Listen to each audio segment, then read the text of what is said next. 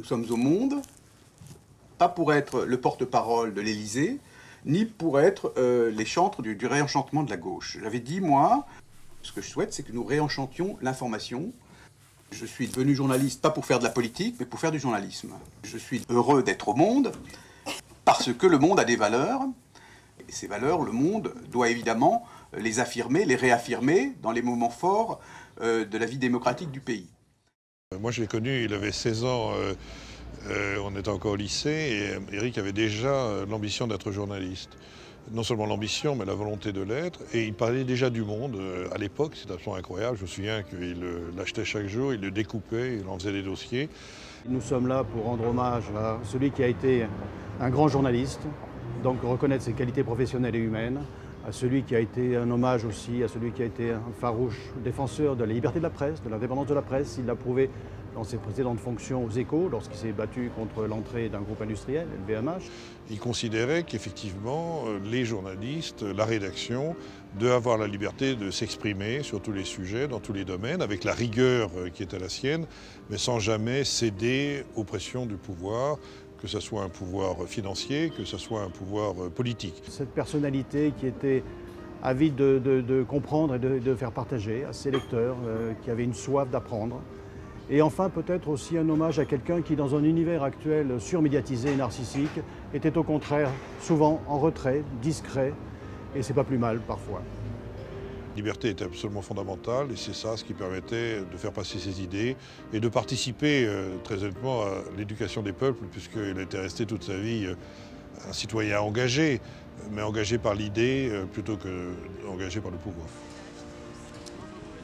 Éric est un analyste. Donc, Éric est quelqu'un qui regarde le monde et qui le regarde dans sa globalité. C'est-à-dire qu'il s'est toujours passionné pour les grandes fractures, les grandes mutations du monde, en essayant de comprendre avec une très très grande finesse ce qui était en train de se passer. Donc, je pense que c'est ça qui le caractérise le plus.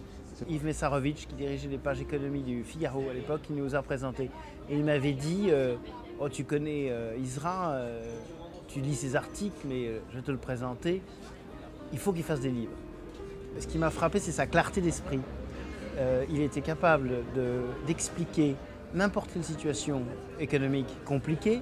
Ça allait des investisseurs institutionnels à la mondialisation, en passant par l'importance grandissante de telle place financière. C'est quelqu'un qui pétille. C'est-à-dire, vous parlez avec lui. Moi, j'adorais discuter avec lui parce que je repartais toujours avec 10 idées. Alors, c'est pour un autre média que le sien, mais tant pis. Humainement, au sein d'une équipe, il fallait le connaître.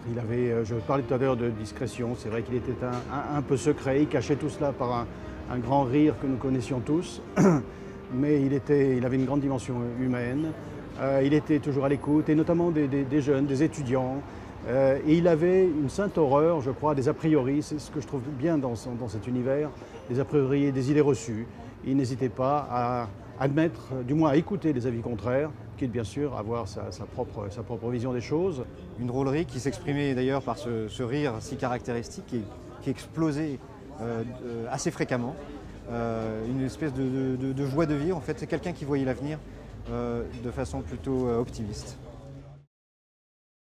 Mais moi, je voudrais d'abord remercier les lycéens, vous remercier tous. Je suis extrêmement sensible, extrêmement touché, extrêmement ému de ce prix, qui est pour moi le plus beau prix que je puisse avoir, puisque je suis absolument convaincu que j'ai la chance d'être journaliste. Je suis journaliste économique depuis une trentaine d'années. Bon. Et je crois que quand on a cette chance-là, on voit le monde, on voit ce qui se passe dans le monde.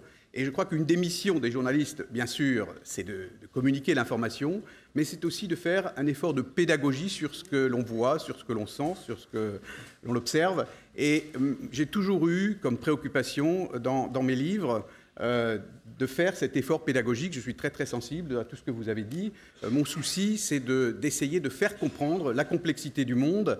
Ce n'est pas de le juger, ce monde, ce n'est pas d'alimenter des peurs, ce n'est pas d'alimenter des comportements, c'est de vous laisser libre de choisir, de penser ce que vous voulez, mais de vous raconter, de dire à mes lecteurs ce que je vois et ce que je comprends.